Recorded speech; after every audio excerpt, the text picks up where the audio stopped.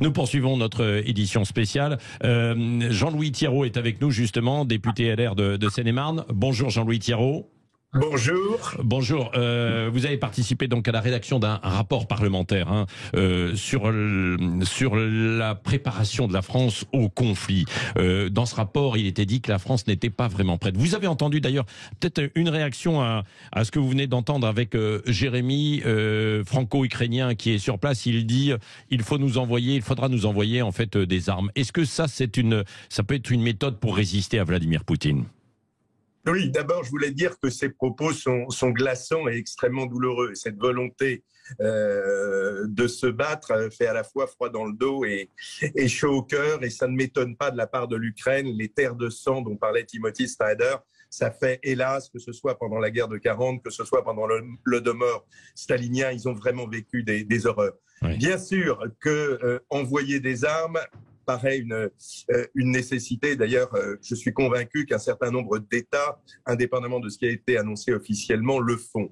La question, il y en a deux, c'est est-ce que nous avons les stocks suffisants pour envoyer des armes qui soient vraiment utiles dans le combat? Très honnêtement, je n'en suis pas absolument convaincu en ce qui concerne la France et encore moins en ce qui concerne l'Allemagne, puisque vous avez peut-être entendu hier le chef d'état-major de la Bundeswehr, enfin l'inspecteur général, le général Alphonse Maes, disant notre armée est nue. Depuis trop de temps, même si la France a légèrement rehaussé son effort, nous en sommes encore à encaisser les dividendes de la paix.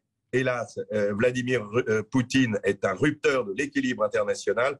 Et aujourd'hui, on a un vrai problème de moyens. Alors évidemment, on peut envoyer du petit matériel et il faut le faire. Ne pas envoyer d'hommes, mais envoyer des matériels. Oui. Jean-Louis Thiéraut, alors en revanche, sur notre préparation, nous, la France, en fait, a un conflit. Où en sommes-nous? Quels sont nos points faibles, nos points forts éventuellement? Si vous voulez, nos points forts, il y en a un très clairement, c'est la dissuasion. Nous sommes la vraie puissance nucléaire en Europe et elle est parfaitement à niveau. Elle est extrêmement dissuasive et elle protège nos intérêts vitaux. En revanche, en ce qui concerne les autres secteurs, c'est-à-dire les trois armées classiques, air, terre, mer, plus le cyber et le spatial, nous avons cette volonté d'avoir un modèle d'armée complet et c'est très bien. Nous avons l'expérience du combat et c'est très bien, mais nous avons une armée échantillonnaire. C'est-à-dire que nous savons tout faire, mais avec peu de masse, et donc nous supporterions très mal dans la durée l'attrition d'un combat de haute intensité. C'est pourquoi dans toute une série de secteurs, il faut renforcer les volumes de munitions, les volumes de missiles et probablement le format d'une partie de nos forces. C'est un effort important à faire. Mais c'est la garantie de notre sécurité. Si l'effort de réarmement qui avait commencé en 1936 avait été plus important à ce moment-là, peut-être qu'en 40, nous n'aurions pas connu la percée de Sedan. Oui. Jean-Louis Thiéraut, avec une question, réflexion de notre éditorialiste aujourd'hui, Thierry Guerrier. Thierry. Monsieur le député, très souvent, quand on parle de façon discrète avec un certain nombre de militaires, d'officiers aujourd'hui, par exemple des troupes aériennes, de l'armée de l'air, leur remarque, qui va dans le sens de ce que vous décrivez à l'instant, c'est que nous tiendrions 3 à 5 jours maximum parce que nous n'avons pas les munitions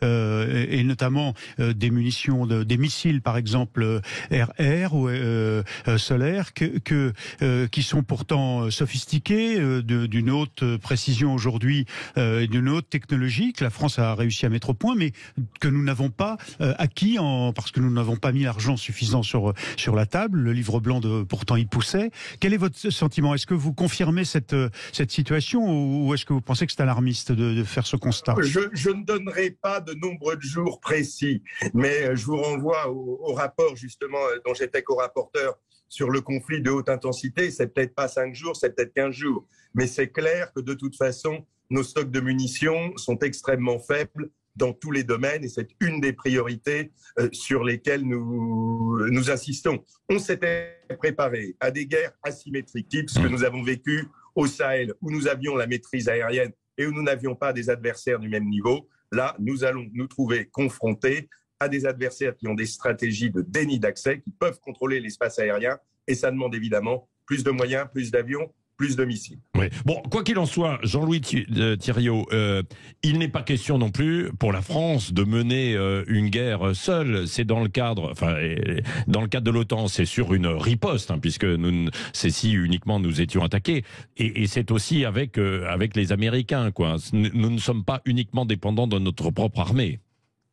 Bien sûr, mais le problème, c'est qu'en dehors probablement des Américains, nous sommes déjà ceux qui sommes le mieux préparés. La plupart des armées européennes dépensent encore moins de moyens pour leur défense. Et je vous renvoie à ce que je disais tout à l'heure sur le chef d'état-major de la Bundeswehr, qui est quand même censé être notre plus gros partenaire, qui sont à sec, c'est-à-dire qu'en munitions, ils tiennent entre 3 et 5 jours eux aussi. Donc là, il y a vraiment, si on veut avoir un pilier européen de la défense, cet effort, il doit être fait par tous les pays. Vous avez encore beaucoup de pays qui sont à moins d'1,5% du produit intérieur brut consacré à la défense. De plus, soyons prudents, ne nous appuyons pas trop sur le parapluie américain. Les Américains ont aussi un très gros souci avec le pivotement du monde vers le Pacifique. Si demain, on avait 2 fronts ouverts en même temps, c'est-à-dire un front européen et un front asiatique, on serait quand même largement seul.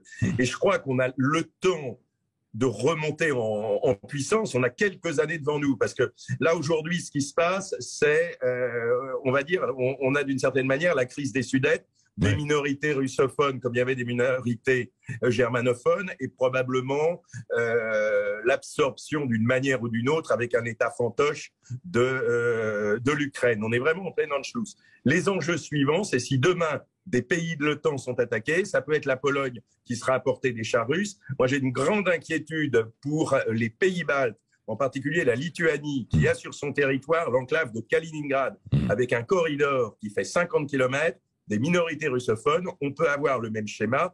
Ces pays-là sont membres de l'OTAN, et donc dans quelques années, on peut être amené, parce que ce sont nos alliés, à les défendre. Et si on ne veut pas avoir la guerre, il faut qu'on arrive, pour reprendre les mots du chef d'état-major des armées, à gagner la guerre avant la guerre, c'est-à-dire à avoir un outil militaire tel que la Russie ne décide pas de prendre une décision comme celle qu'ils viennent de prendre face à l'Ukraine. Nous avions dit que nous n'irions pas militairement, et effectivement, Vladimir Poutine, qui ne craint rien en dehors de la force, en va tirer les conséquences. Oui. Thierry Guerrier. C'est pour ces raisons que le président de la République renforce nos troupes en Estonie aussi, contingent modeste, mais tout de même. Oui, c'est dans cet ordre d'idée. Moi, je vais vous dire, j'étais au mois de novembre en Estonie, justement, pour voir les forces de la mission Lynx, et j'avais à l'époque rencontré le ministre de la Défense estonien, les parlementaires de la commission défense. Ils nous avaient tous dit, la guerre commencera après les Jeux Olympiques, nous devons nous y préparer, la guerre en Ukraine. Je vous avoue que je les avais écoutés avec une certaine réserve, en me disant, ils nous disent ça pour qu'on renforce le dispositif Lynx et qu'on ne les laisse pas tout seuls. On l'avait évidemment remonté aux plus hautes autorités, mais une fois qu'on a dit ça, en fait, ils avaient raison. Ils avaient la bonne information, et effectivement, on doit renforcer notre présence collectivement, que ce soit dans les pays baltes, en Estonie ou en Roumanie. Mais c'est pas ça qui, aujourd'hui, va faire reculer Vladimir Poutine. Oui. Question, réflexion aussi. Éric Revel, vous êtes à l'écoute, toujours avec nous. Et une réflexion, Éric ? Oui. Bah, moi, je salue le constat lucide du député, mais pardon, c'est très inquiétant.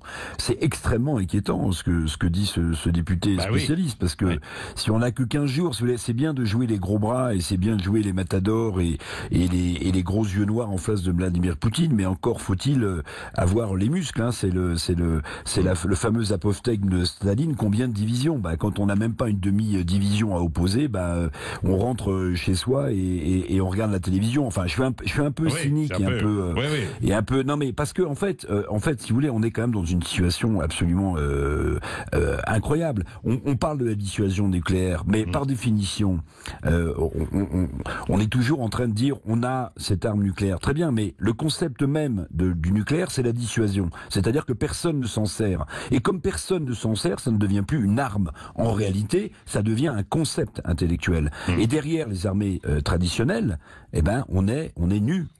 C'est ça la vérité. Donc en fait, à part envoyer, vous avez dit du petit matériel, monsieur le député, oui. c'est terrible. En fait, on n'a rien à proposer à nos amis ukrainiens. Simplement à leur dire, on est avec vous, derrière vous. S'il y a des réfugiés, on en prend à l'autre part. Point final. Donc le constat est lucide, mais pardonnez-moi, il me terrifie. Oui.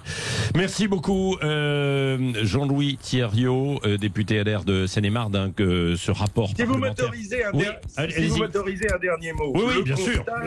Le constat est effectivement très noir. Oui. Après, je crois qu'il n'est jamais trop tard. Pour l'Ukraine, hélas, il est trop tard.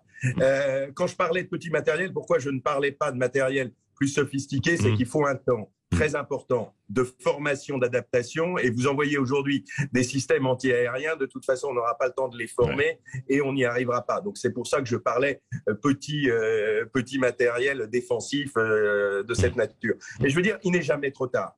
Il faut 3 ans pour remettre à niveau, 36 mois minimum pour augmenter vraiment des cadences de production. Donc ça veut dire que c'est maintenant, à l'occasion de la prochaine mandature, qu'il faudra donner à nos armées les moyens. C'est notre assurance vie. Et pour finir sur la dissuasion, je pense que c'est quand même plus qu'un concept. C'est notre assurance vie, ça touche nos intérêts vitaux. Mais étant donné que l'Ukraine, ça n'est pas considéré comme nos intérêts vitaux, ça ne marche pas. Il n'y a, à mon sens, aucun risque d'avoir demain les chars russes qui rentrent en France, tout simplement parce que là, la dissuasion jouerait et le risque serait extrêmement élevé.